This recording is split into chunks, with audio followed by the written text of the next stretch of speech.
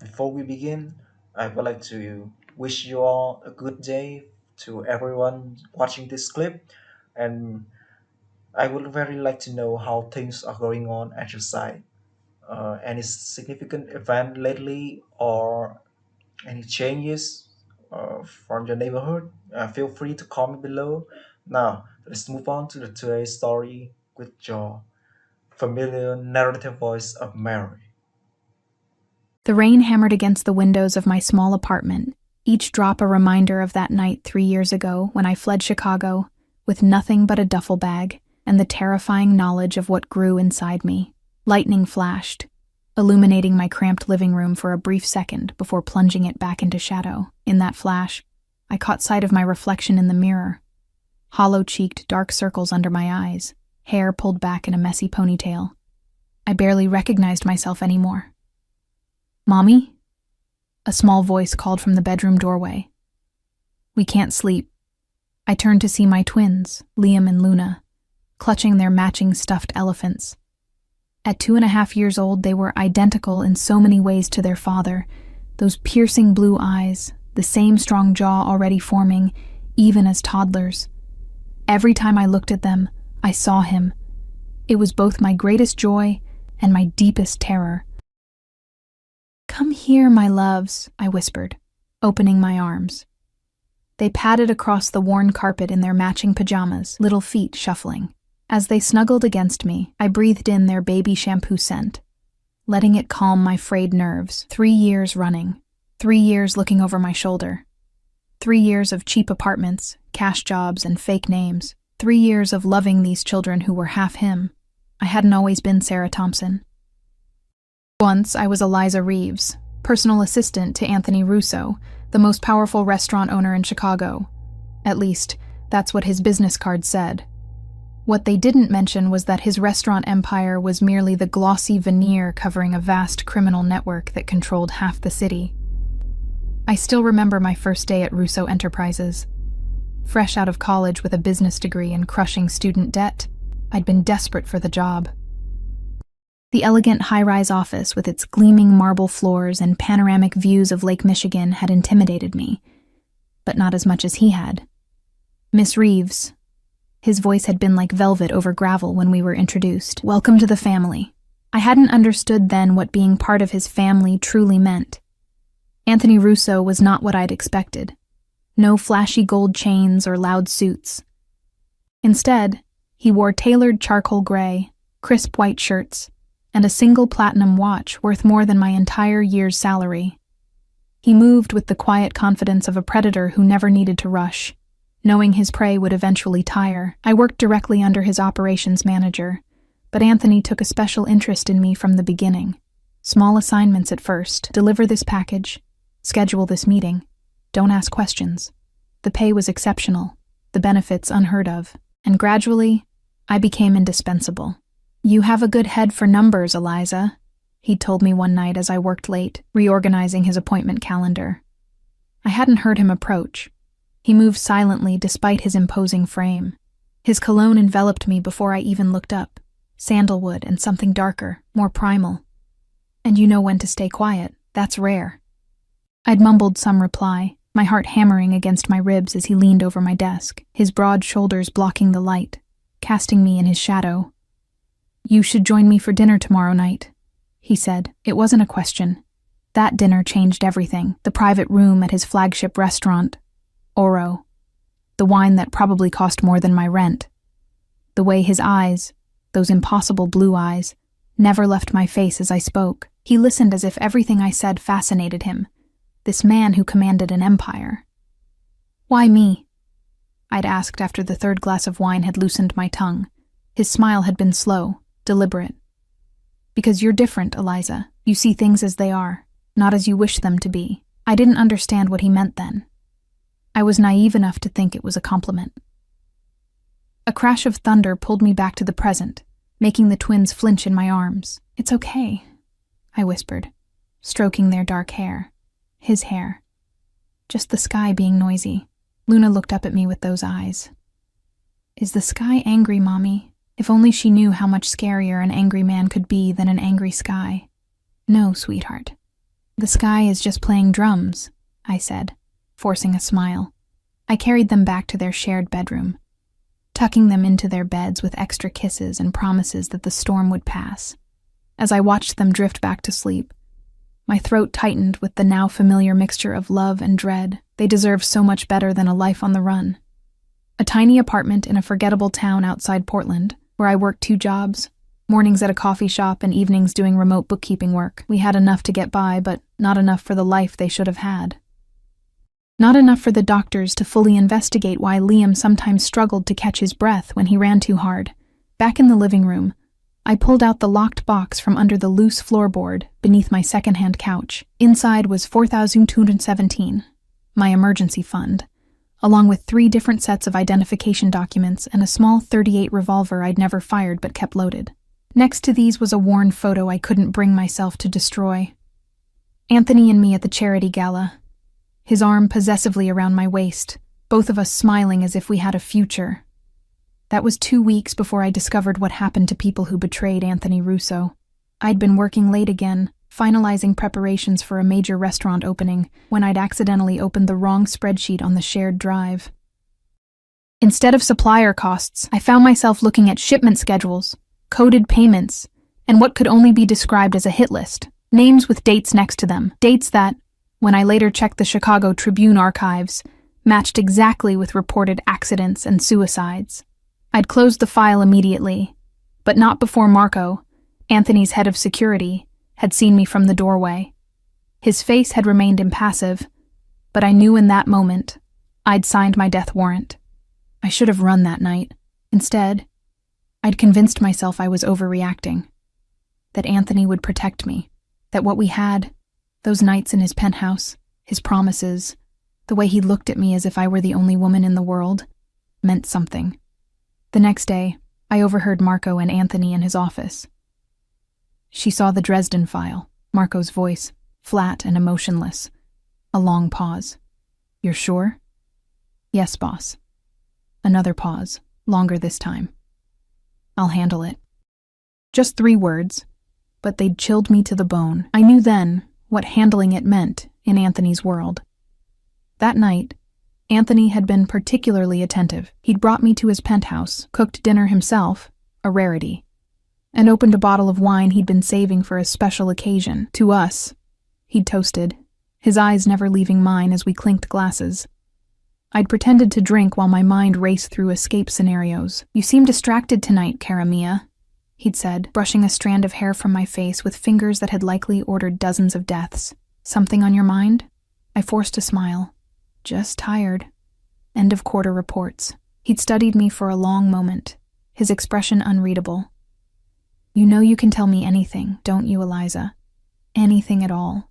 I nodded, wondering if he could hear my heart trying to beat its way out of my chest. "I would never let anyone hurt you," he continued, taking my hand. His touch, once electrifying, now made my skin crawl. "You're mine to protect, always." That night, as he slept beside me, I slipped from his bed for the last time. I took nothing from his apartment that could be traced. Instead, I went to my own place, packed essentials, emptied my meager savings account, and vanished. 2 weeks later, holed up in a motel room 3 states away, I discovered I was pregnant. Another crack of thunder brought me back to the present. I returned the emergency box to its hiding place and checked the locks on the doors and windows. A ritual I performed at least 3 times every night. The storm was getting worse, wind now howling around the eaves of the old building. I was making tea to calm my nerves when I heard it, a sound that didn't belong with the rain and wind. The subtle crunch of tires on wet gravel. Headlights swept across my living room wall for the briefest moment before going dark. My neighborhood wasn't the type where people made social calls at 11:30 p.m. during thunderstorms. I moved silently to the window, carefully peering through a crack in the blinds. A black SUV with tinted windows sat in the small parking lot. Not just any SUV, a Mercedes G-Wagon, exactly like the ones Anthony's security team used. My blood turned to ice. It couldn't be. After 3 years, how could he possibly? A car door opened, and a large figure stepped out, unfurling an umbrella. Even through the rain and darkness, I would know that silhouette anywhere. The broad shoulders, the confident stance, the way he surveyed his surroundings before moving, a predator assessing his territory. Anthony. He wasn't alone. 2 more men exited the vehicle, moving to flank him. Even from here, I could see the telltale bulge of shoulder holsters beneath their jackets.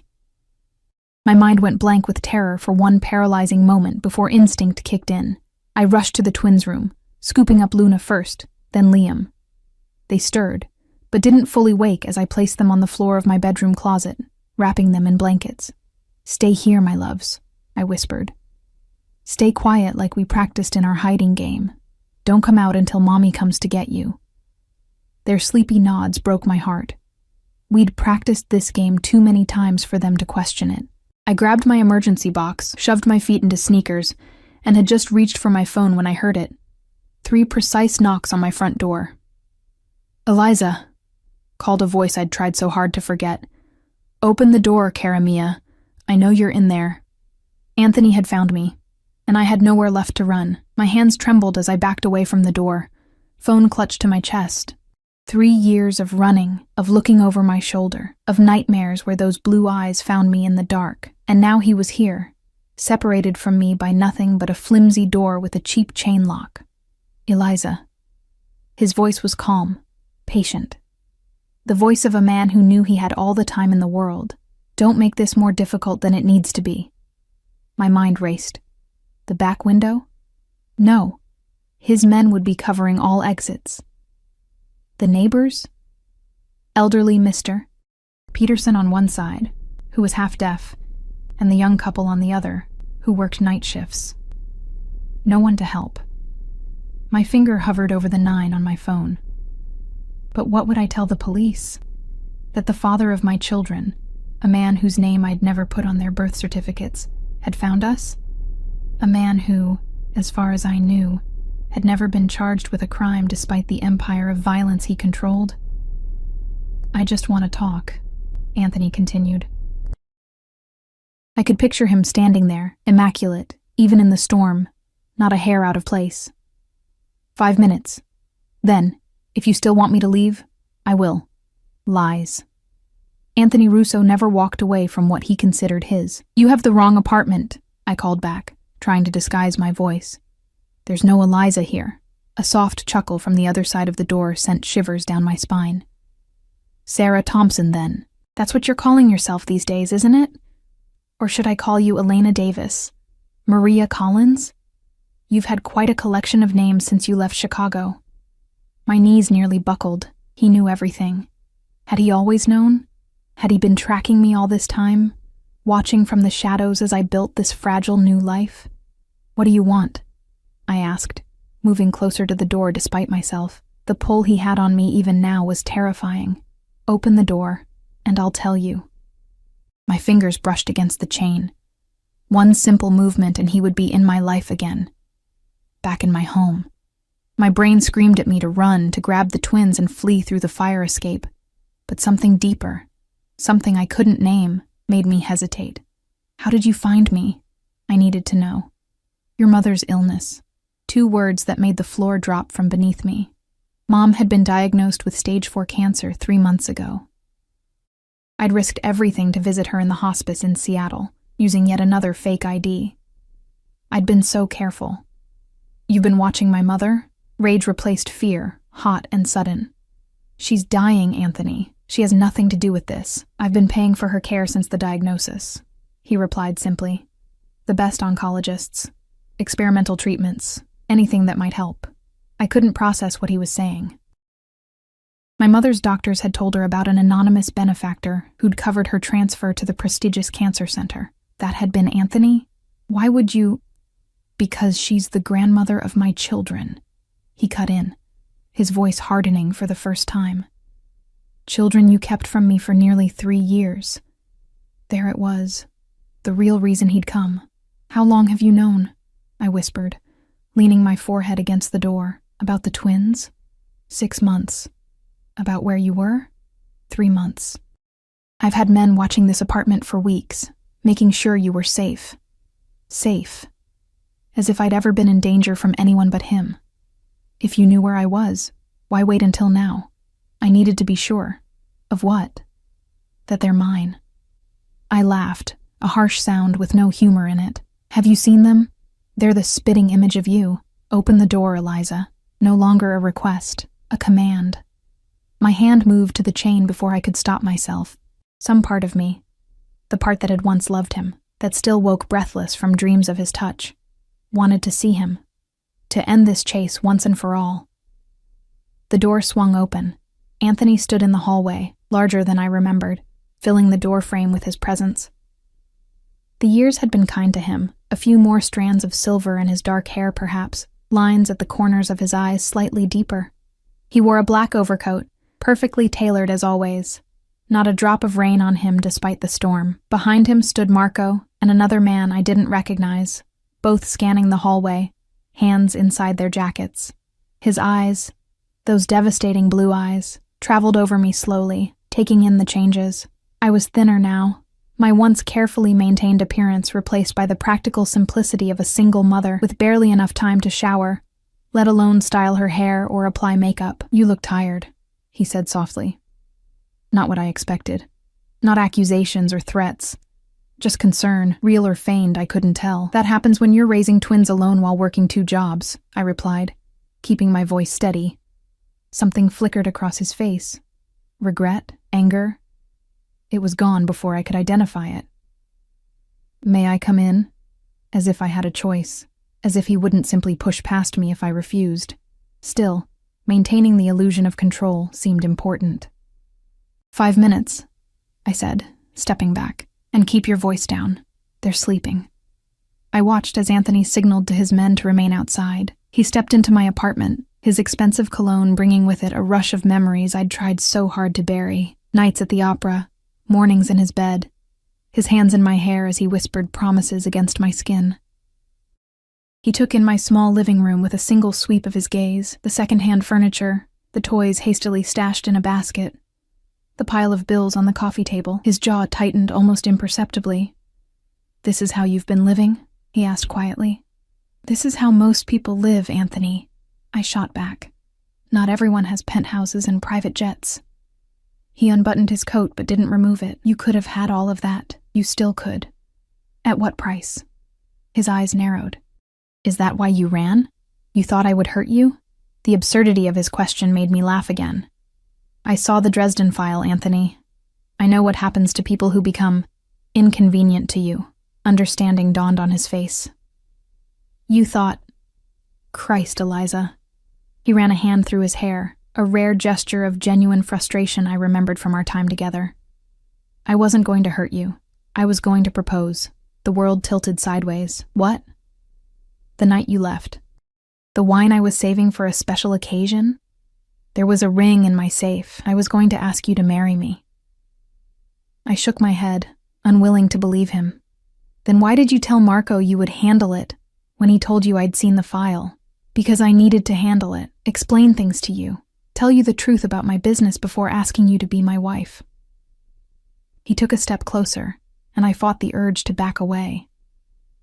I never would have hurt you, Eliza. Never. Your business, I repeated flatly. You mean your empire built on extortion, drugs, and murder? It's more complicated than that. It always is with you. A sound from the hallway made us both freeze. The soft padding of tiny feet. I turned to see Luna standing in the doorway of the living room, her elephant clutched to her chest, eyes wide with sleep and confusion. Mommy, she called softly. Who's that man? Time stopped. I couldn't breathe as Anthony slowly turned toward the sound of her voice. I watched as he saw his daughter for the first time, this perfect little person with his eyes, his jaw, his dark hair falling in sleep-mussed waves around her face. The expression that crossed his features then was one I'd never seen before on Anthony Russo's face. Shock. Wonder. Something that looked almost like fear. He took a half step toward her, then stopped, looking back at me as if asking permission. I moved quickly to Luna, scooping her up in my arms, positioning myself between her and her father. This is an old friend of Mommy's, I told her, my voice surprisingly steady. He was just leaving. Luna peered over my shoulder at Anthony, studying him with that solemn intensity both twins sometimes showed, another trait they'd inherited from him. "You look like Liam," she announced with a child's directness. Anthony's face did something complicated then, a muscle working in his jaw. "Does he?" he asked, his voice rougher than before. I turned away, carrying Luna back toward the bedroom. "I'm putting her back to bed. Please be gone when I come back." It was a futile request, and I knew it. In the bedroom, I found Liam still asleep in the closet nest I'd made. I placed Luna beside him, tucking the blanket around them both. "Go back to sleep, sweetheart," I whispered, kissing her forehead. "The man has sad eyes, Mommy," Luna murmured as she drifted back to sleep. My throat tightened. Even at 2.5, she saw too much. When I returned to the living room, Anthony hadn't moved. He stood like a statue, staring at the children's drawings magnetized to my refrigerator door. "She's beautiful," he said without turning. "They both are?" It wasn't really a question, but I answered anyway. "Yes. Twins run in my family. My mother was a twin. I know. You told me once." He turned to face me then. "Why did you run, Eliza? The real reason." "I told you. I saw what happens to people who know too much about your business, and that's it? You didn't trust me enough to explain? Trust you?" I hissed, keeping my voice low for the twins' sake. "You're a criminal, Anthony. A killer." "I've never killed anyone who didn't deserve it," he said simply. "Who gets to decide that? You?" Sometimes, yes. The casual admission sent a chill through me. This was the reality I'd been running from. Not just a dangerous man, but a man who believed his power gave him the right to decide who lived and who died. "I need to see him," Anthony said after a moment. "My son." "No." The word came out sharp, desperate. His eyes hardened. "They're my children too, Eliza. You have no legal claim to them. Their birth certificates list the father as unknown." Something dangerous flickered in his expression. "We both know that's a lie. A DNA test would prove it in seconds." "And then what?" I demanded. "You'll take them from me? Raise them in your world of violence and fear?" "I would never separate them from their mother." He took a step closer. "But I won't be separated from them either. Not anymore." We stood facing each other, the air between us charged with 3 years of absence and secrets. "What do you want, Anthony?" I asked finally, exhaustion seeping into my bones. "I want my family," he replied simply. "You. The twins. All of us. Together." "That's not possible." "Why not?" "Because I don't love you anymore," I lied. The biggest lie I'd ever told. He studied my face for a long moment. "You're still a terrible liar, Karamia." Before I could respond, a harsh cough echoed from the bedroom, followed by the unmistakable sound of a child struggling to breathe. Liam's asthma. I pushed past Anthony, running to the bedroom. Liam was sitting up in the closet, face flushed, hands at his throat, eyes wide with panic as he fought for air. Luna was awake beside him, her small face crumpled with worry. "Liam's sick again, Mommy," she whispered. I grabbed his inhaler from the bedside table, helping him take a puff as I'd done countless times before. But this time, it didn't seem to be working. His lips were taking on a bluish tint, his breathing becoming more labored instead of easier. Fear unlike anything I'd felt before gripped my heart. "He needs a hospital," came Anthony's voice from behind me. He'd followed me into the bedroom and was now kneeling beside us, his eyes fixed on our struggling son. "Now." I nodded, too terrified to argue. Anthony didn't hesitate. He gathered Liam into his arms with surprising gentleness, nodding for me to bring Luna. "My men will drive. I'll sit with him in the back," he said, already moving toward the door. "Pack what they need, quickly." As I scrambled to grab essentials, I caught sight of Anthony whispering to Liam, one large hand gently rubbing his back as he struggled for breath. Our eyes met over our son's dark head. In that moment, I knew with absolute certainty that our lives had changed forever. Anthony Russo had found his children, and he would never let them go again, which meant he would never let me go either. The hospital waiting room was painfully bright after the darkness of the storm. I sat rigid in an uncomfortable plastic chair, Luna asleep across my lap, her weight both comforting and constricting. My eyes never left the swinging doors through which they'd taken Liam, Anthony following close behind. "He's going to be okay," Anthony had assured me before disappearing with the doctors, his tone brooking no argument, as if he could command even illness to retreat from his son. Marco stood by the entrance, his face impassive as ever, while the second guard positioned himself near the emergency exit. Anthony's men, creating a perimeter, protecting us, or ensuring we couldn't leave. I stroked Luna's hair, my mind replaying the frantic drive to the hospital. Anthony in the back seat with Liam, speaking to him in soothing tones. First in English, then slipping into Italian when Liam's panic worsened. I hadn't known Anthony spoke Italian to children. There was so much I didn't know about the man who was my children's father. "Miss Thompson?" I looked up to see a nurse approaching. "Yes? How is he? How's my son?" "He's stabilized," she said with a reassuring smile. "The doctor is still examining him, but his breathing has improved significantly." Relief washed over me, so powerful I nearly wept. "Can I see him?" "Soon. The doctor wants to run a few more tests." She hesitated. "Your husband asked me to let you know he's staying with your son." He said not to worry. "My husband." I didn't correct her. "Thank you," I managed to say. When she left, I glanced at Marco, who was watching me with that unnerving steadiness. "Has he always known where I was?" I asked, unable to help myself. Marco's expression didn't change. No, but he was looking. Every day. The simple confirmation sent a complicated mixture of emotions through me.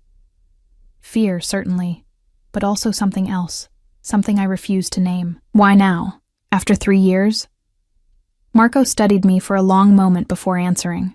"The boss believed you'd return on your own. When you didn't..." He shrugged one shoulder. "He never stopped looking, but he only found you when you went to see your mother. And he's been watching us since then? For 3 months?" "Protecting you," Marco corrected. "Making sure you were safe." I laughed bitterly. Safe from whom?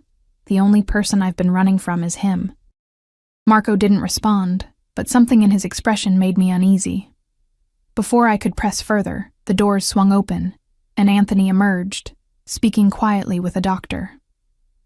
Even in this sterile environment, among medical professionals and worried families, he commanded attention. People instinctively moved out of his path, responding to something primal in his bearing that signaled predator. He spotted me, and nodded once before returning to his conversation with the doctor. I couldn't hear what they were saying, but I could see the doctor's demeanor change from professional detachment to eager agreement. Money changing hands? A threat?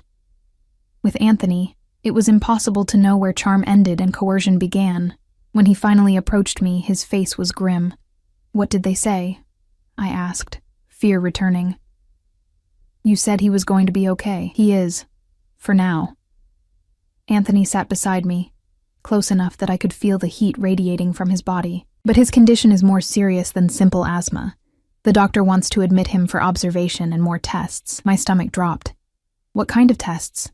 "Pulmonary function, blood work, cardiac evaluation." He named each one with clinical precision, as if distancing himself from the reality that these tests were for his son. Our son. "I can't afford..." "Don't." He cut me off, anger flashing in his eyes. "Don't even finish that sentence. Money is not an issue. It never was."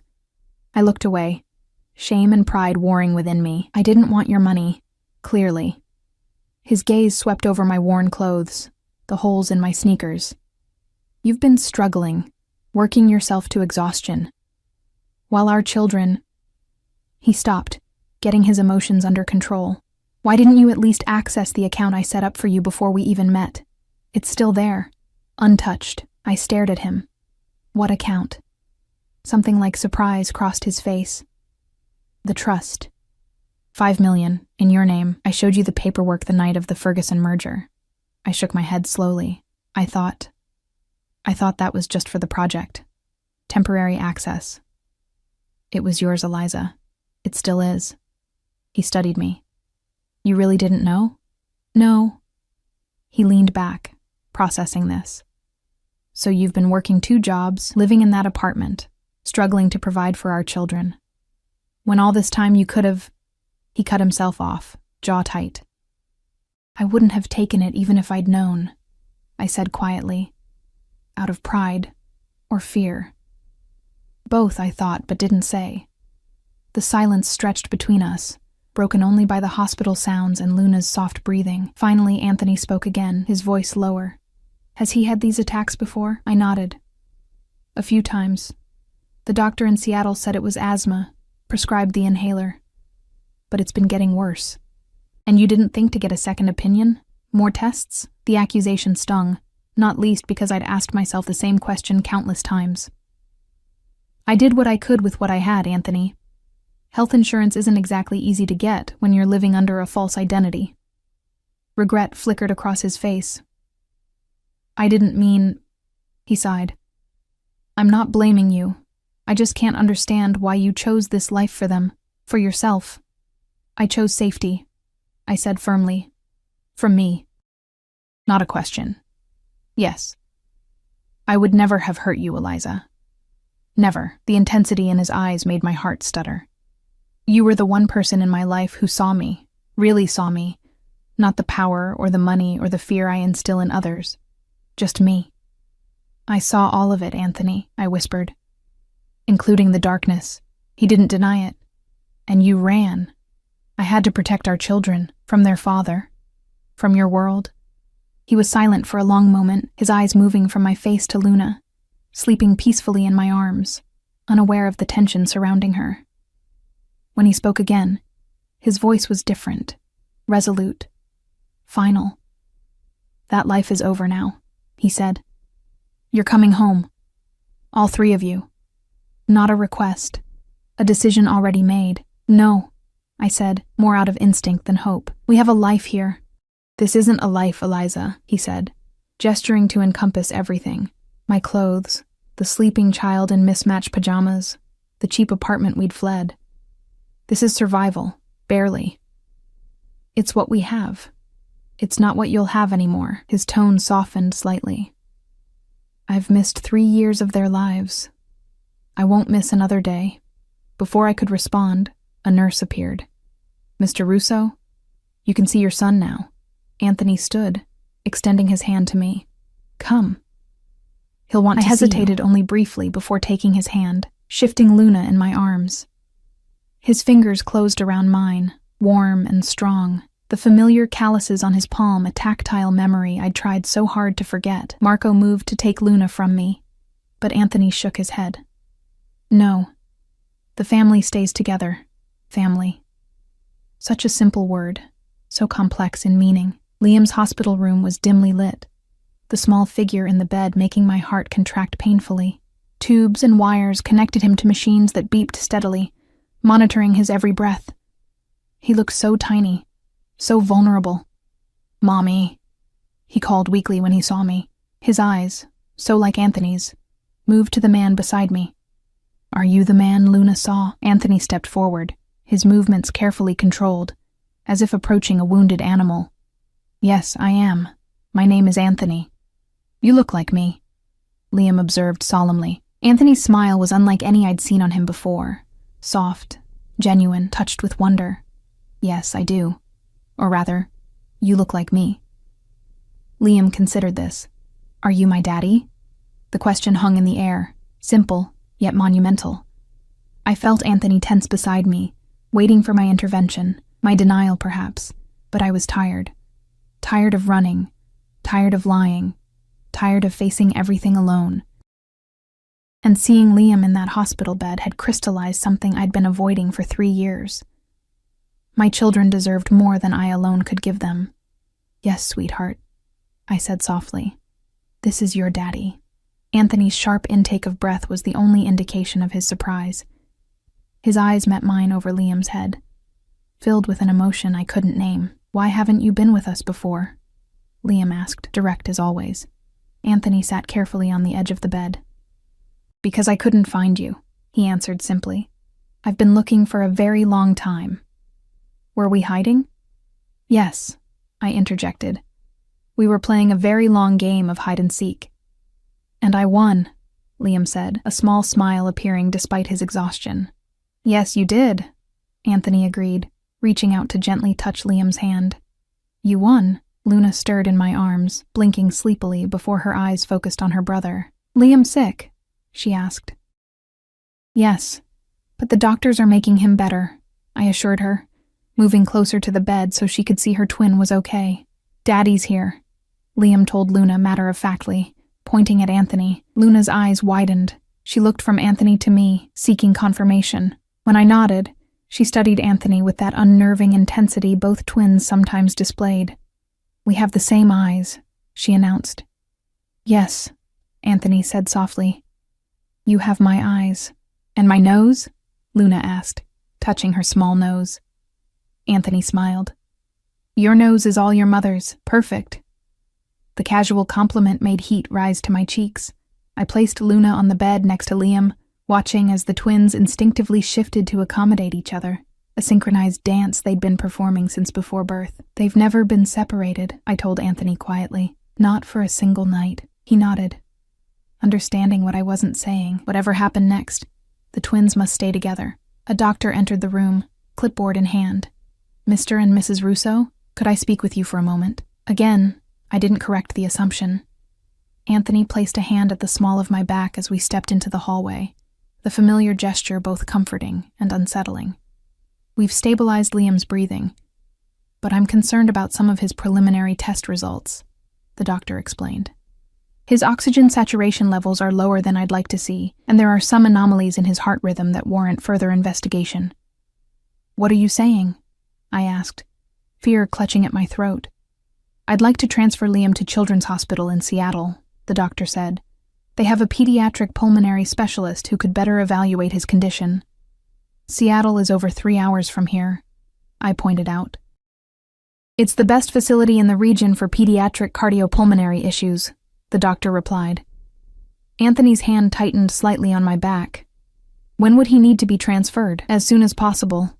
Tomorrow morning, ideally. Make the arrangements, Anthony said decisively. Whatever he needs. The doctor nodded. I'll start the paperwork. He hesitated. There are financial considerations. Not an issue, Anthony cut in. My assistant will handle everything. After the doctor left, I turned to face Anthony. Seattle is where my mother is, I know. His expression softened slightly. You can see her while we're there. We. I told you, Eliza. I'm not leaving my children again. Where they go, I go. And where you go, your security goes, I said, nodding toward Marco, still stationed at the end of the hallway. Always. No apology, no explanation. Just fact. I closed my eyes briefly, feeling the walls of my carefully constructed life crumbling around me. I need to go back to the apartment, pack some things for the twins, for the hospital stay. Marco will take you. I'll stay with the children. The thought of leaving the twins with Anthony, a man they'd just met, a man I'd fled from, made panic rise in my throat. But looking at him now, seeing the concern in his eyes as he glanced back toward Liam's room, I knew he would protect them with his life. Okay, I agreed. But I'll be back in an hour, no longer. He nodded. I'll be here. As I followed Marco toward the exit, I glanced back to see Anthony returning to the hospital room, his tall frame silhouetted in the doorway for a moment before he disappeared inside. To our children.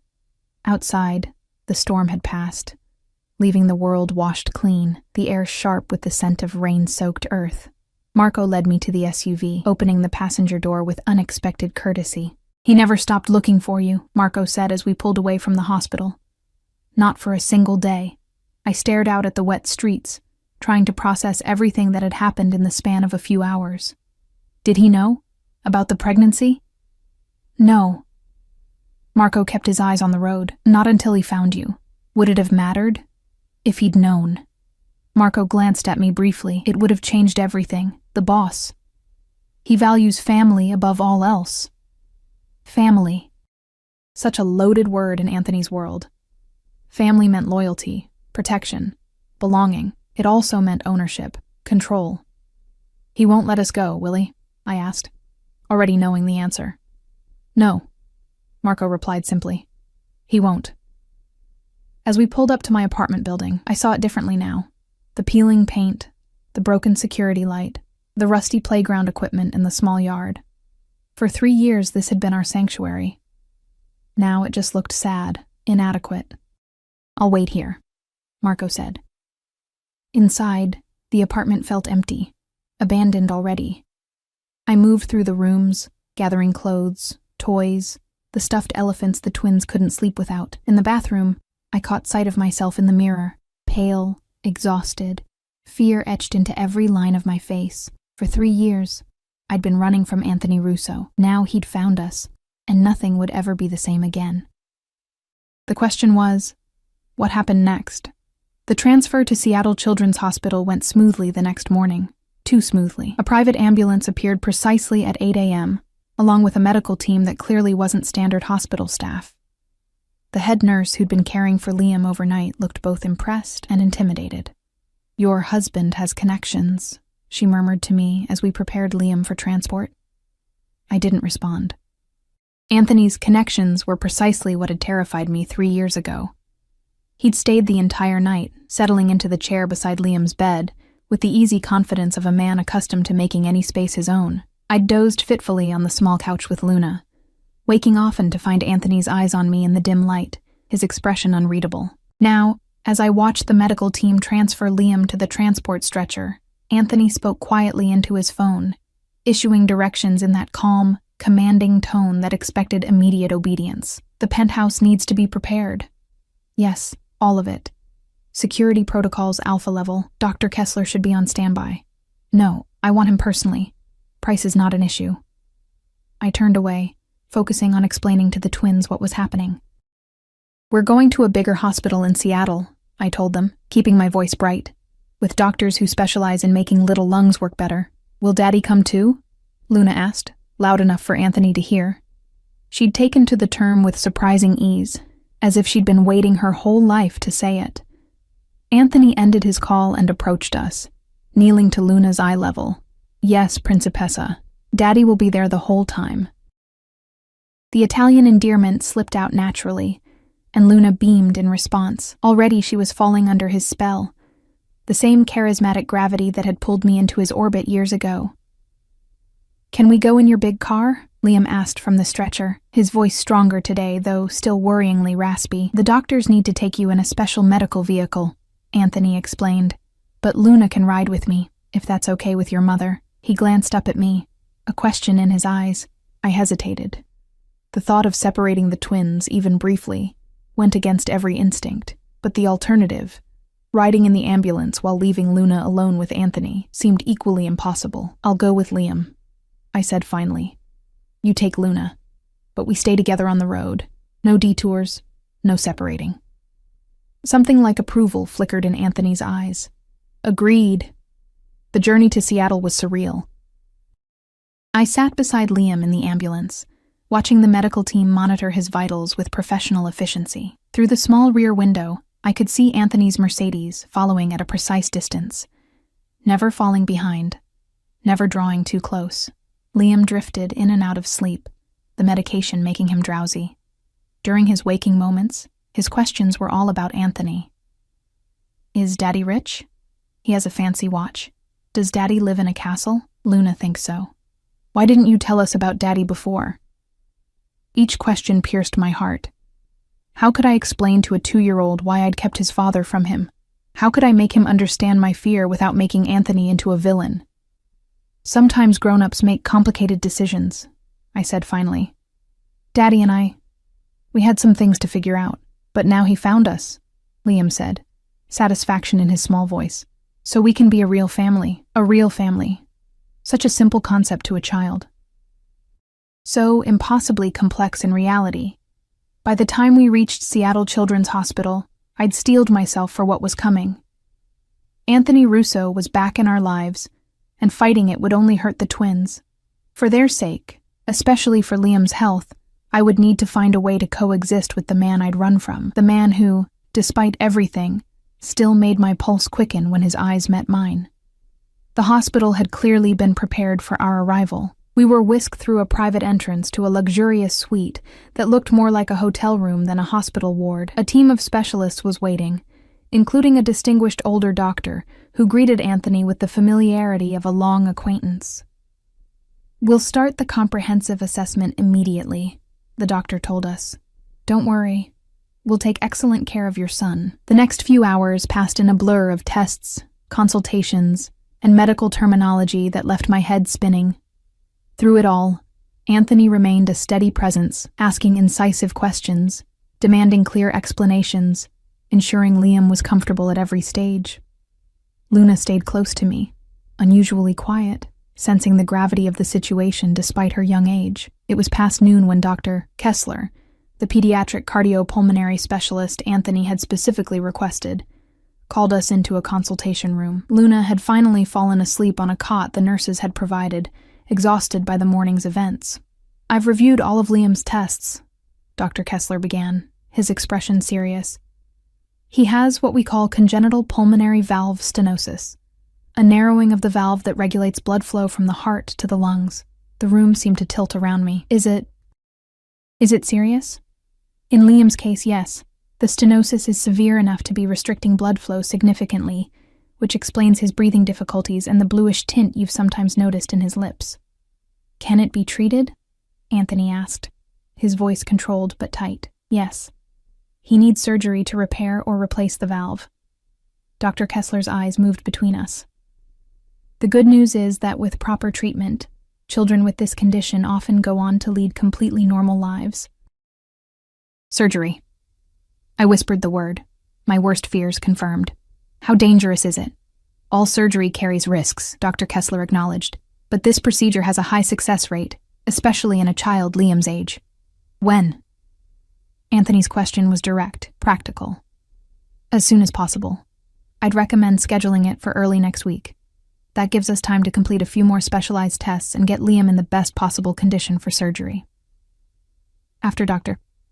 Kessler left, I remained frozen in my chair, overwhelmed by the diagnosis, by the thought of my little boy undergoing heart surgery. Anthony moved to kneel before me, taking my cold hands in his warm ones. "He's going to be fine," he said firmly. "Kessler is the best in the country." I made sure of it. I looked into his eyes, those impossibly blue eyes that both our children had inherited. "How can you be so certain?" "Because I won't accept any other outcome." The absolute conviction in his voice was both terrifying and comforting. This was the Anthony I remembered, the man who bent the world to his will through sheer force of determination. "I'm scared," I admitted, the words barely audible. His hands tightened on mine. "I know. But you're not alone anymore, Eliza. We'll face this together. Together." The word hung between us, loaded with implications neither of us was ready to address. "I need to see my mother," I said suddenly. "If Liam is going to be here for days before the surgery." Anthony nodded. "Of course. She's at Seattle Grace Hospice, about 20 minutes from here.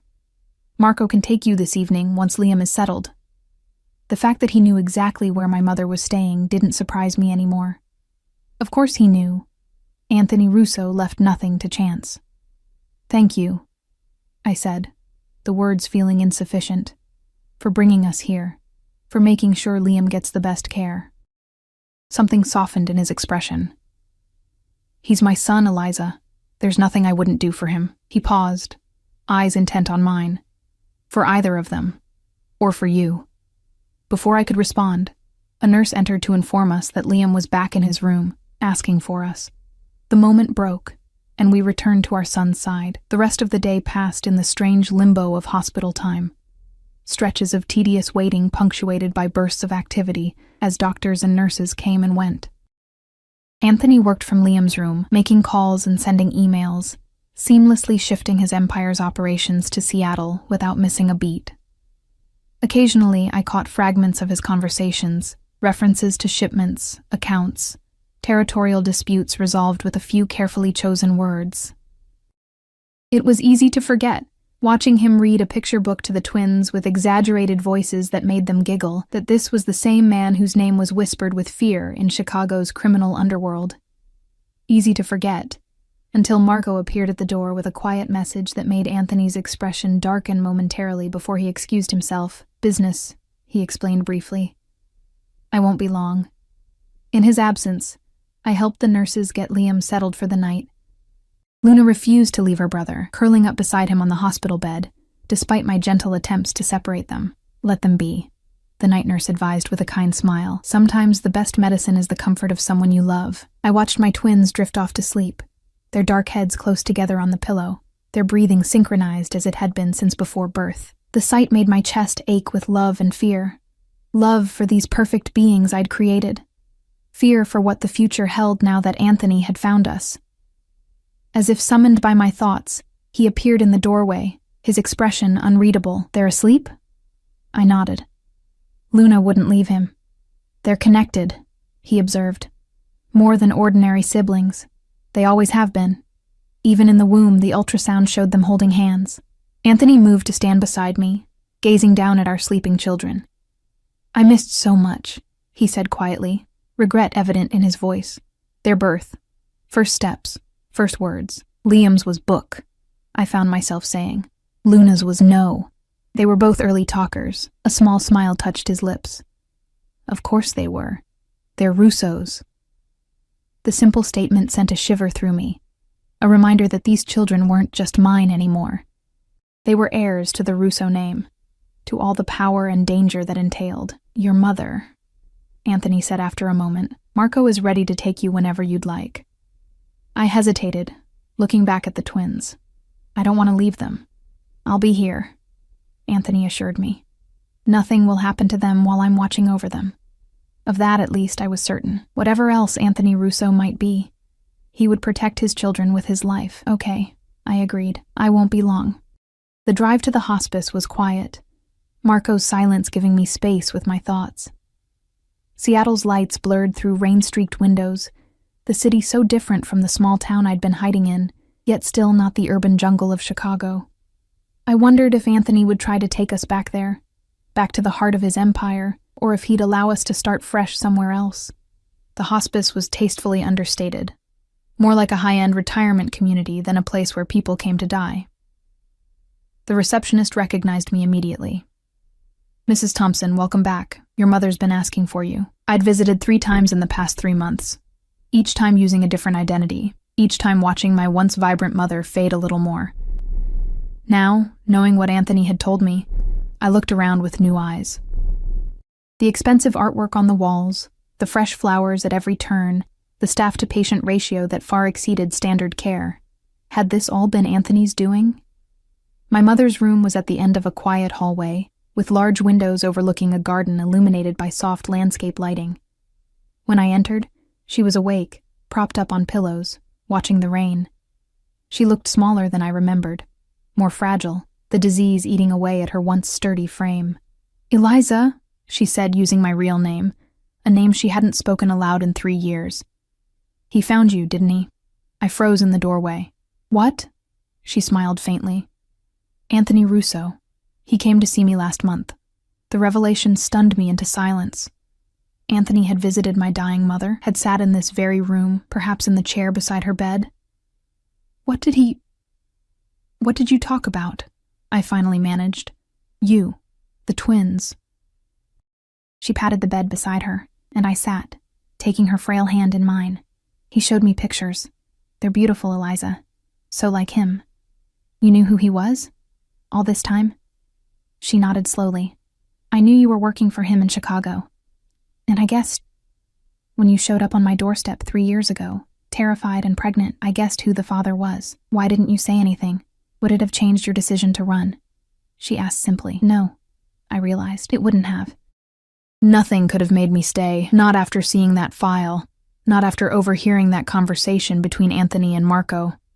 He's been paying for all this, hasn't he?" I gestured around the luxurious room. "Yes." No apology in her tone. "He came to me directly after finding you.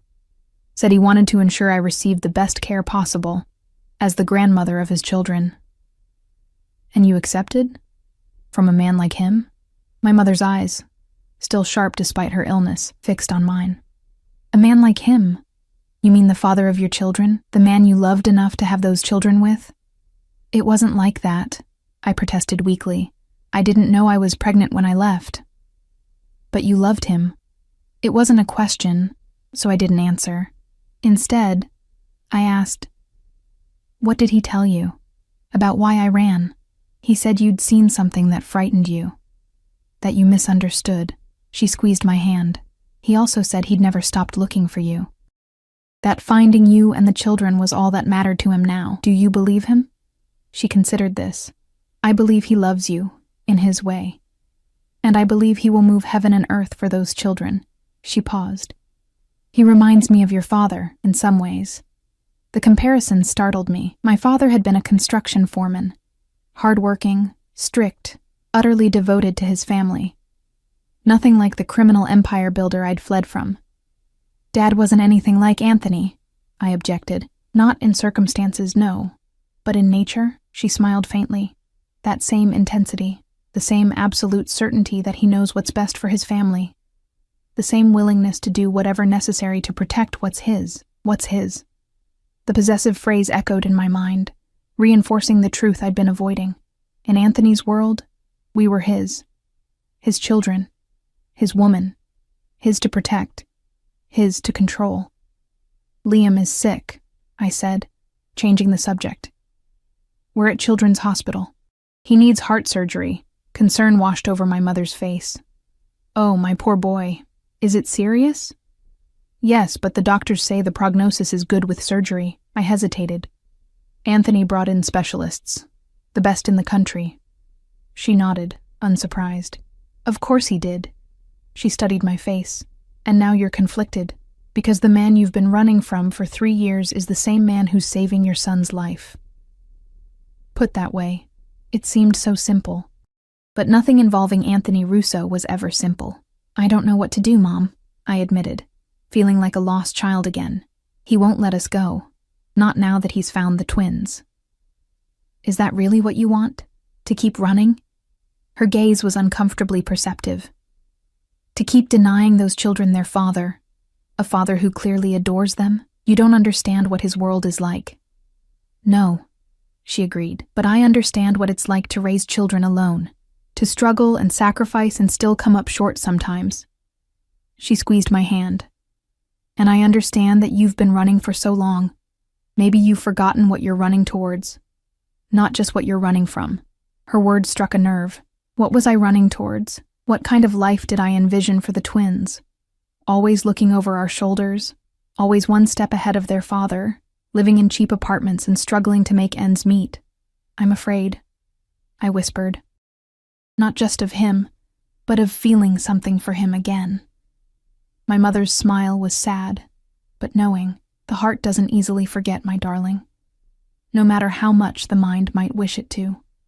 We talked for another hour about Liam's condition, about Luna's growing vocabulary, about the life I'd built in our small town. Not once did my mother criticize my choices or pressure me to reconcile with Anthony, but her parting words, as Marco arrived to take me back to the hospital, stayed with me. "Trust yourself, Eliza. You've always had good instincts, and whatever you decide, know that those children are lucky to have both you and their father fighting for them." The drive back to the hospital was as quiet as the journey out had been.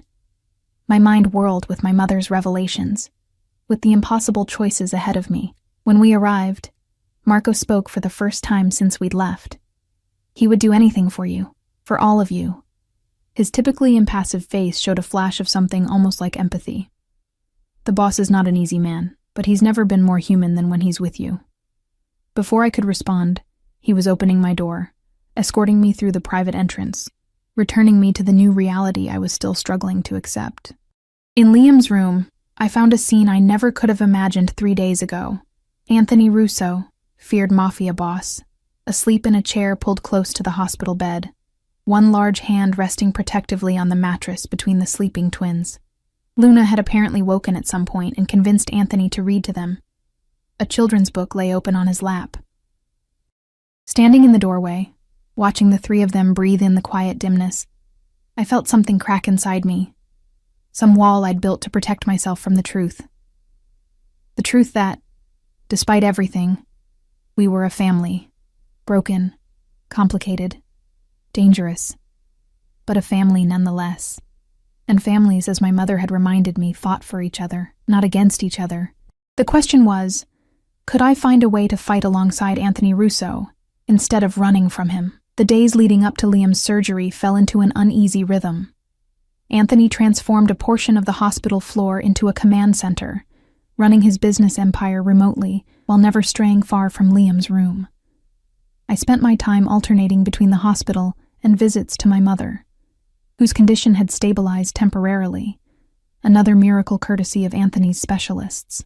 We existed in a strange limbo, Anthony and I, civil, cooperative, focused entirely on Liam's care, yet carefully avoiding any discussion of what would happen after. The twins accepted Anthony's presence with the easy adaptability of children, delighting in the attention he lavished on them. Luna especially had become his shadow, fascinated by this new father figure who spoke to her as if her toddler opinions were worthy of serious consideration. "She has your intelligence," Anthony remarked one evening, after Luna had engaged him in a detailed explanation of why elephants were superior to all other animals. "And your determination." "But your charm," I replied without thinking. "God help us all." His smile, a rare, genuine one that reached his eyes, caught me off guard. For a moment, I glimpsed the Anthony I'd fallen in love with, before I'd discovered the darker truths of his world.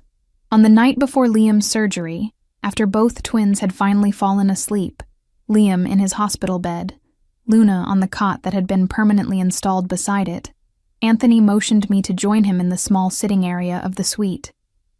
"We need to talk," he said quietly, handing me a cup of the herbal tea he'd noticed I preferred. "About what happens after tomorrow." My stomach tightened. Here it was, the conversation I'd been dreading and postponing.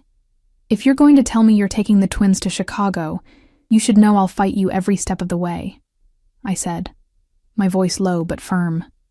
"I don't care what resources you have. I won't let you drag them into that life." He studied me for a long moment. "Is that what you think I want? To separate you from our children?" "I don't know what you want, Anthony. You've made it clear you won't let us go, but you haven't exactly outlined your master plan." He sighed, rubbing a hand over his face, a rare gesture of fatigue from a man who prided himself on appearing invulnerable. "I want what any father wants, to protect his family, to provide for them, to be part of their lives, even if it puts them in danger. Your enemies are no longer a concern." His tone was final, absolute. "I've been restructuring over the past few months." I frowned. "What does that mean?" "It means I've been transitioning the organization to legitimate enterprises only. The restaurants, the real estate holdings, the investment portfolio, they've always been profitable on their own. The other operations are being dismantled or transferred." I stared at him, disbelieving. "You're leaving the life? Just like that?" "Not just like that. It's been in motion since I found you and the twins." His eyes held mine steadily. "I told you once that you saw me. Really saw me. What you may not have realized is that you also made me see myself differently. Made me want to be more than what I was. And your associates? They're just accepting this? Some have been compensated for their loyalty. Others have been persuaded to accept the new direction." The steel in his voice reminded me that, reformed or not, Anthony Russo was still a dangerous man. "The process will take time to complete fully, but the foundation is laid." I processed this information slowly, uncertain what to believe. "Why are you telling me this now?" "Because tomorrow our son will undergo major surgery, and life is unpredictable." He leaned forward, his expression more open, more vulnerable than I'd ever seen it. "And because I want you to understand that I'm offering our family, a fresh start." "What kind of fresh start?" "I've purchased property in the San Juan Islands. Private, secure, beautiful. Close enough to Seattle for Liam's follow-up care, but removed from my former life. A place where the twins can grow up with both parents, with every advantage, every opportunity." "Both parents," I repeated. I mean I want you with me, Eliza. Not as a hostage, not out of obligation, but because we belong together, the four of us." The directness of his declaration left me speechless. 3 years I'd spent running from this man, convinced he would destroy me if he found me. Now he sat before me, offering everything I'd ever wanted for my children: security, stability, a father who adored them. And implicitly, something I'd refused to admit I still wanted for myself: him. "I can't just forget everything," I said finally. "The things you've done, the person you've been." "I'm not asking you to," he replied. "I'm asking you to see the person I'm becoming, the person I want to be for them, for you." I looked away, unable to face the intensity in his eyes. "I need time, Anthony. It's too much, especially now with Liam's surgery tomorrow." He nodded, accepting this without argument. "Take all the time you need. But know this, Eliza. I am not the villain in your story. I never was." Later that night, unable to sleep, I stood by the window of Liam's room, watching the lights of Seattle shimmer through a light rain. Anthony had gone to make calls, giving me space after our conversation. The twins slept peacefully, their matching dark heads stark against white hospital pillows. A fresh start. Was it possible? Could Anthony Russo really leave behind the empire he'd built through violence and fear? Could I trust that the man who'd made me fall in love with him years ago was the real Anthony, not the criminal whose name made hardened men tremble? More importantly, could I trust myself with him again? My phone buzzed with a text from my mother. "Whatever you decide, follow your heart. It led you to those beautiful children. Maybe it knows something your fear doesn't." Morning came too quickly. Liam was prepped for surgery, his small face solemn as the doctors explained what would happen in terms a toddler could understand. Luna clung to my side, uncharacteristically quiet, sensing the gravity of the situation. "I'm going to fix your heart, so you can run and play better," Dr. Kessler told Liam with a gentle smile. "Will it hurt?" Liam asked, his voice small. "You'll be asleep the whole time," the doctor assured him. "You won't feel anything. I'll be right here waiting when you wake up," I promised, smoothing his dark hair. "And me," Anthony added, his large hand engulfing Liam's tiny one. "Daddy will be right here too." As they prepared to take Liam to the operating room, Luna burst into tears, reaching for her twin. "Don't want Liam to go." I knelt beside her, heartbreaking at her distress. "Liam needs to go with the doctors so they can make him better. We'll see him very soon." She shook her head violently, inconsolable. It was Anthony who found the solution, kneeling beside us both. "Luna, Principessa, do you know what a guard is?" he asked seriously. She hiccuped, momentarily distracted. "Like police? Like a protector.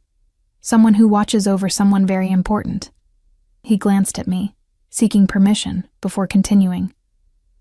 "Liam needs a special guard while the doctors help him. Someone brave. Someone who loves him very much." "Me?" Luna asked, eyes wide. "You," Anthony confirmed. "But you have to guard him from right here with Mommy and me. Can you do that? Be brave for Liam?" Luna considered this, then nodded solemnly. "I can be brave. That's my girl," Anthony said softly, and the pride in his voice made my throat tighten. Watching the medical team wheel Liam away was one of the hardest moments of my life. The small figure on the giant gurney, a stuffed elephant clutched to his chest. My baby, about to undergo heart surgery at barely 3 years old. Anthony's hand found mine as the doors closed behind our son. I didn't pull away. The hours of waiting were excruciating. Luna eventually fell asleep on Anthony's lap, exhausted by emotion. He sat perfectly still, unwilling to disturb her, his free hand still holding mine. We barely spoke, each lost in our own fears and hopes. "He'll be fine," Anthony said at one point, his voice rough with emotion. "He has to be." I looked at him then, really looked, and saw not the feared Mafia boss, but simply a father terrified for his son. In that moment, the walls I'd built between us crumbled a little more. "Yes," I agreed. "He's strong, like his father." Something shifted in Anthony's eyes. Surprise, then a cautious hope. His fingers tightened around mine. It was nearly 4 hours later when Dr. Kessler finally appeared, still in surgical scrubs. We both stood, Anthony carefully transferring the sleeping Luna to the couch. "The surgery was successful," Dr. Kessler announced with a tired smile. "We were able to repair the valve rather than replace it, which is the best possible outcome. He's in recovery now and doing well." The relief was so intense I swayed on my feet. Anthony's arm went around me instantly, supporting me. "When can we see him?" Anthony asked, his voice steadier than mine would have been. "In about an hour. He'll be groggy from the anesthesia, but he should recognize you." The doctor's eyes were kind as they moved between us. "Your son is going to be just fine." Your son. 2 simple words that linked us inextricably, Anthony and me. Whatever happened between us, we would always share this bond. These children we'd created together. When we finally saw Liam, pale and small in the recovery room with tubes and monitoring equipment surrounding him, I felt Anthony tense beside me. For a man accustomed to controlling everything in his environment, seeing his child like this, vulnerable, hurt, beyond his power to immediately protect, must have been its own kind of torture. Liam's eyes fluttered open as we approached, foggy with medication but seeking familiar faces. "Mommy? Daddy? We're here, sweetheart," I said, carefully taking his hand. "Did they fix my heart?" he asked, his voice barely a whisper. "Yes, campione," Anthony answered, using the Italian word for champion. "They fixed it. You were very brave. Where's Luna?" "She's sleeping, but she'll be so happy to see you when she wakes up," I assured him. "She's been guarding you, just like Daddy said." Liam nodded, satisfied, before drifting back to sleep, his small chest rising and falling steadily beneath the bandages. Anthony and I stood on either side of his bed, connected by our shared vigil, our shared love for this fragile life between us. The days that followed brought a gradual return to strength for Liam. His recovery was remarkable, the doctors said, faster than they'd expected. Within a week, he was sitting up, playing with Luna, the color returned to his cheeks. Another week, and he was cleared to leave the hospital, with regular follow-up appointments scheduled. Throughout it all, Anthony remained a constant presence. Efficient, protective, attentive to every detail of Liam's care. I watched him with our children, saw how naturally he'd stepped into the role of father, as if the 3 missing years had never happened. I also visited my mother daily, grateful for the unexpected gift of more time with her. The hospice doctors were cautiously optimistic about a new treatment Anthony had arranged. Not a cure, but potentially months of extended life instead of weeks. "Have you decided?" she asked me one afternoon as we sat in the hospice garden. "About Anthony's offer?" News traveled fast between Anthony and my mother, I'd discovered. They'd developed an unexpected rapport, united by their shared love for me and the twins. "How did you know about that?" she smiled. "He asked for my blessing. This surprised me." "And what did you tell him?" "That my blessing wasn't the one he needed to worry about." She patted my hand. "But I also told him that I've never seen you look at anyone the way you looked at him. Even now. Even after everything." "Is it that obvious?" "Only to someone who knows you as well as I do." She studied my face. "You're afraid that loving him means condoning what he's done." I nodded, relieved that she understood. "How can I reconcile the man he is with the twins, with the man he's been in his other life? People are complicated, Eliza. All of us contain multitudes." She gazed out at the garden, thoughtful. "Your father once broke a man's jaw for insulting me. Did I tell you that?" I stared at her. "Dad did that?" She nodded. "Before we were married, the man had been harassing me for weeks. Your father warned him once, then put him in the hospital the next time." She looked back at me. "Does that one act of violence negate the loving father you knew? The man who read you bedtime stories and taught you to ride a bike?" "That's different," I protested. "One fight isn't the same as what Anthony has done." "The scale is different, yes, but the principle?" She shrugged. "I'm not telling you what to do, darling. Just suggesting that people can be more than the worst things they've done.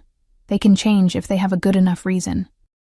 That evening, after putting the twins to bed in the luxury hotel suite Anthony had arranged near the hospital, I found him on the balcony, looking out over the Seattle skyline. He'd discarded his suit jacket and rolled up his sleeves, a glass of whiskey untouched beside him. "We need to talk," I said, echoing his words from before Liam's surgery. He turned, his expression guarded. "About the future, the San Juan Islands, your proposal." He studied me, careful not to reveal too much. "And?" I took a deep breath. "I want to believe you're serious about leaving that life behind.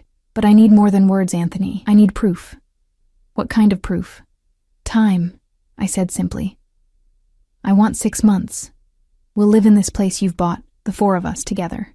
But I keep my own funds, my own car, the freedom to leave if I choose. His jaw tightened. You're still planning to run? No. I met his gaze steadily. I'm planning to stay, to try to build something real. But I need to know I'm choosing it freely, not because I have no other option. He considered this.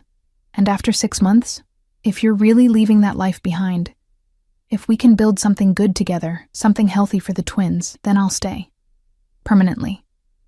As my wife? He asked directly. The question sent a jolt through me. Let's start with co-parents and see where it leads. A slight smile touched his lips. Always cautious, my Eliza. With good reason, I reminded him. He nodded, acknowledging this. 6 months, your own resources, freedom to choose. He extended his hand. Do we have a deal? I took his hand, feeling the familiar warmth, the strength in his grip. We have a deal. 2 days later, we left Seattle, heading for the San Juan Islands. My mother had been settled into a private care facility on the mainland, close enough for regular visits. The twins were excited for the adventure, as Anthony had described it to them. The property, when we arrived, took my breath away. A modern cedar and glass house perched on a bluff overlooking the water, surrounded by towering pines, private, secure, yet open to the beauty of the Pacific Northwest. Inside was equally impressive. Spacious, filled with light, with a playroom for the twins that made their eyes go wide with wonder. Do we live here now? Luna asked, already claiming a bedroom with a window seat overlooking the water. For now, I answered, watching Anthony's expression carefully. Forever, he corrected, his eyes on mine. A promise, not a command. The weeks that followed brought a strange new normal. Anthony worked remotely, his business calls conducted behind closed doors, but never concealed from me. True to his word, he was dismantling certain aspects of his empire, legitimizing others. I watched carefully for signs of the old Anthony, the dangerous one, but saw only the man determined to build a new life for his family. The twins flourished in our new home. Liam grew stronger each day, his heart healing, his energy returning. Luna appointed herself his protector, a role she took very seriously to Anthony's obvious pride. They called him Daddy now without hesitation, running to him when he appeared, demanding stories and games and the undivided attention he gave so willingly. And slowly, cautiously, Anthony and I began to rediscover each other, not as boss and employee, not as pursuer and fugitive, but as 2 people who had once loved each other deeply, who shared 2 perfect children, who might, against all odds, find their way back to something true. It wasn't always easy. We argued about parenting approaches, about my independence, about the shadows of his past that sometimes darkened our present. But we talked too, more honestly than we ever had in Chicago, about our fears, our hopes for the twins, our complicated feelings for each other. I never stopped loving you, he admitted one night, as we sat on the deck after the twins were asleep, watching the moonlight on the water. Even when I thought you'd betrayed me, I couldn't stop. I thought you wanted to kill me, I confessed. That night, when you said you'd handle it, I was terrified. He took my hand, his expression pained. I've done many things I'm not proud of, Eliza, but I could never have hurt you, never. Gradually, inevitably, we found our way back to each other, a touch lingering longer than necessary. A glance held across the dinner table, the electricity that had always existed between us, impossible to deny. The first time he kissed me again, really kissed me, not the careful pecks we'd exchanged in front of the twins. It was like coming home, his lips on mine, his hands in my hair, the solid warmth of him making me realize how cold I'd been for 3 long years. Stay, he whispered against my mouth, not just for them, for us. 4 months into our 6-month trial, I knew my decision was already made. Watching Anthony with the twins, teaching Liam to fish off our private dock, patiently braiding Luna's hair exactly as she instructed, reading them stories each night with different voices for every character. I saw the man I'd fallen in love with in Chicago, the man who, despite his flaws, despite his past, loved with a fierceness and devotion that took my breath away. And I loved him. Still. Again. Always. Despite everything, or perhaps because of it, because he'd fought to change, to be worthy of the family we'd created together. On a clear autumn evening, with the twins finally asleep after an exhausting day of beach exploration, Anthony found me on our deck, wrapped in a blanket against the cooling air. 6 years ago today, he said, sitting beside me, was your first day at Russo Enterprises. I looked at him in surprise. You remember the exact date? He smiled. That rare, genuine smile that still made my heart skip. I remember everything about you, Eliza. From the moment you walked into my office, you changed something in me. He reached for my hand. I didn't know it then, but I started becoming the man I am now, the man I want to be. The day I met you. And who is that man? I asked softly. A father. A partner.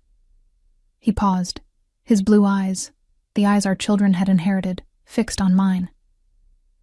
A husband, if you'll have me. My breath caught as he produced a small velvet box. Inside was a ring I recognized. The same one he'd described having in his safe the night I fled. A cushion-cut diamond surrounded by sapphires the exact color of his eyes. This was waiting for you 3 years ago, he said quietly. It's still waiting now, along with my heart. I looked from the ring to the man holding it. This complicated, powerful, devoted man who had moved heaven and earth to find us, who had changed his entire life to keep us, who loved our children with the same fierce intensity with which he loved me. Yes, I said simply. His smile was like the sunrise. He slipped the ring onto my finger, then pulled me into his arms, his kiss a promise of all the tomorrows we would share. Upstairs, as if sensing the moment, Luna called out sleepily, "Daddy? Mommy?" Anthony laughed softly against my lips. Duty calls. We went to our children together, hand in hand, the past finally behind us, the future, our future as a family, stretching out before us, bright with promise. I had run from the Mafia boss pregnant, terrified of the life he represented. He had found me with twins who looked just like him, determined to claim what was his. But what we discovered in the end was something neither of us had expected. Redemption, forgiveness, and a love powerful enough to change even the most unlikely of hearts, including our own.